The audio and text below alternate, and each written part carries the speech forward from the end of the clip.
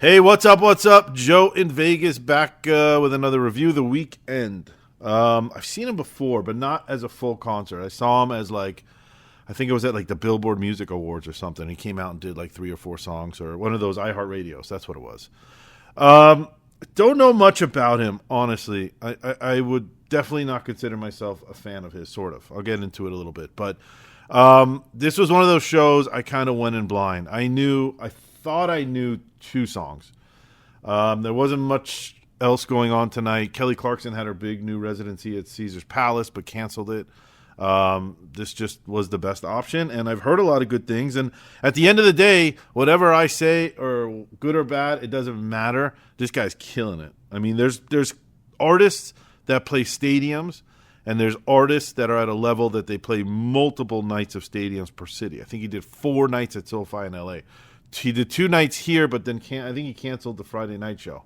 I don't know why. But generally when he goes to town, and it's similar to Beyonce and Taylor Swift, Coldplay, these guys play 2, 3 nights, 4 nights sometimes. So that is the highest level of fandom and fan base and success in this business. So he can, whatever I say and whatever critiques I might have, it doesn't matter because he's killing it, and good for him and good for his fans, man. I'm all for it. I don't care. So I really thought I knew 2 songs. It turns out I probably knew 4 or 5 songs just from the internet and Instagram and Reels and all that shit.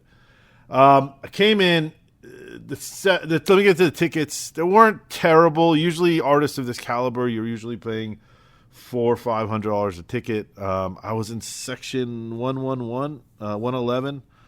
I paid $250. I think with fees $260, and about $60 for parking, which is standard. I just pay for the parking at Allegiant. It's just worth the $50. It's easy in, it's easy out. They were actually sold out. I had to get it on StubHub, so I paid an extra $10. I think I paid $60. Ticket wasn't bad for what you're getting. A show of that caliber, it's not bad. Walked in, Playboi Carti, is that his name? He opened up. I was surprised. Usually for an opening act, they gave him full access to the whole stage. He was good. I don't know, not my style of music, but people loved him, so good, good for him. I can't really critique that because I wasn't really paying attention to it. It was just background noise. But I know people like him, so good for you. The stage, I walked out. I was like, wow, this is going to be a production. It was 3 stages that were all connected through runways and stuff. I think the last one wasn't connected. He had to go down, but he really used the entire floor. A lot of lighting, a lot of lighting, a lot of fire. When he started the first song, I'll get into the set list now. He came out with these probably 40 or 50. They're not dancers. They weren't dancing. They were just extras or I don't know what they were, actors. They were dressed in these full body red suits with masks on, and he had a mask, and it was very haunting and creepy and sacrilegious. And they came out and they just stood around him, and it was visually, I'm like, wow, this is going to be a production. This is really going to be between looking at the stage and seeing what's going on in the first song with all these people, and he's wearing a mask and they're all wearing masks, and the music is kind of matching it. We're in for a big treat. I was in for a big treat, at least throughout the night. I think it would keep escalating into more artistry, the way Lady Gaga did or something like that. So anyway, let me get into the set list. They start with The Abyss, Wake Me Up, After Hours, Starboy, Heartless, Faith, Take My Breath, Sacrifice, How Do I Make You Love Me, and then Can't Feel My Face. So let me stop here so far. So I remember Can't Feel My Face. That's, I think, the song that really put him on the map, I think. If I'm wrong, you can yell at me in the comments. I'm not pretending like I know anything about him. I really don't. Just because I go to a lot of shows, I always tell people I am not an expert. I'm far from an expert. I don't know what the fuck I'm doing. I am just a guy who likes to go see live music, get drunk, have a good time. That's what it's all about. I'm open to seeing just about anything. I just love being in that energy of a live crowd in most cases. So I'll pretty much see anything, and it's their job to impress me, like him. He's supposedly this great artist. It's his job to impress me. He's a really talented guy. He's got an incredible voice. He's got great stage presence. He seems like just a good straight dude. It's very hard. He didn't really have background dancers, didn't really have a band. It's very difficult for an artist to single-handedly own an entire stadium for 2.5 hours. And he did a very, very, very good job of it. Like I said, he's got a great voice. He's very passionate. So I started to realize, I don't know how to even say this without people getting mad at me. I think a lot of his music sounded the same. And I think he's got two very distinct sounds. You know, he really locked into Can't Feel My Face. That's his distinct, I think, voice, his signature voice. And then I know in like around COVID time, he put out 1 or 2 albums in a row that were really influenced to sound like 80s stuff, which is my generation. I really like that stuff. I'll get into those songs. He gets into them later. But those were the two styles and of the way everything kind of sounded the same. It was either sounded like the Can't Feel My Face or it sounded like the 80s stuff. I prefer the 80s stuff. The Can't Feel My Face is good. It's really good. I like it. It's good music. I like it better than a lot of the shit that's on the radio, for sure. It just felt very repetitive. And I kept thinking the whole time as an older guy, and I get it, because I do a lot. I look at the crowd a lot, and it reminded me a lot of the Drake show that I went to. All these kids had their cameras up, and God bless them, dude. They're having the time of their life. I'm not judging anybody. Just the experiences that I think they're missing out based on what I had in my generation. They had their phones out, and a lot of them weren't even filming the stage. They had it on selfie mode, and they were video themselves singing along every single word into the camera. And you know, some girls were putting on full TikTok dances or whatever they were doing, dancing, and their boyfriends were filming them, or they were on selfie mode. And it was weird, and I kept thinking to myself, like, I can't remember ever, like, going to a Guns N' Roses show or Metallica show or Billy Joel show and putting the camera on myself and not on them. It just seemed weird. And then, like, I remember when I went to Drake, it was a very monotone show. Again, the guy's super talented. I give him credit for all that. They're great performers. But every song started to sound the same, and that's what I started to feel like The Weeknd. And I started thinking about these great bands, the Beatles, Rolling Stones, Guns N' Roses, Metallica, even Whitney Houston. I mean, it doesn't matter what genre. The previous generations of music, every song almost sounded different. You know, pick any band, you know, Rolling Stones, you know, I Can't Get No Satisfaction doesn't sound like Angie, and it doesn't sound like, you know, any of the other songs. The Beatles, every song sounded different, even like a Guns N' Roses. I keep saying them just because whatever. But, you know, November Rains doesn't sound like Paradise City, and even the rock stuff sounded different. You could pick any band, Billy Joel. I don't know. I'm just like, I keep thinking of people. But it's every song kind of sounded different, and I don't think these kids realize that. I watch a lot of these reaction videos on YouTube, and you should too. They're great, where these younger kids go back and listen to classic rock or classic music or just 80s music and are just blown away by it. I think because of the music itself. I think this generation, they put out good songs, but then they just put them on repeat, and every song kind of sounds the same. And I think I get bored during these shows, and it doesn't take away from the talent, and I'm not taking away from the fan base and what makes kids happy. They're paying a lot of money to go there, and they are in the best.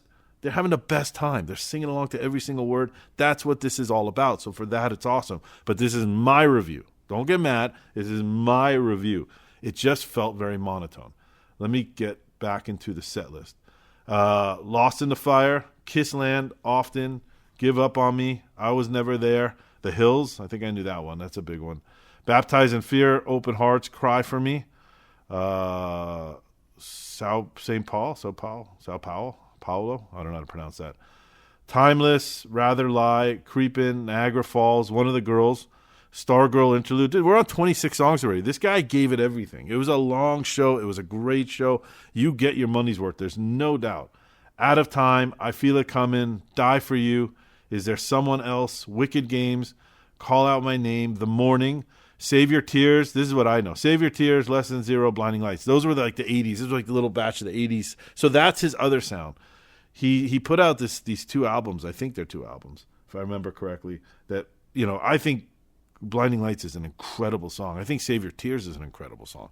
I love that he can, you know, you always say to yourself, how come nobody buys nobody writes music that sounds like it used to, and he did. And it's like if this stuff came out in the 80s, it would be massive. And here we are 40, 50 years later, and he put them out, and they were massive. And it shows you, it's a testament to that music, how good it was.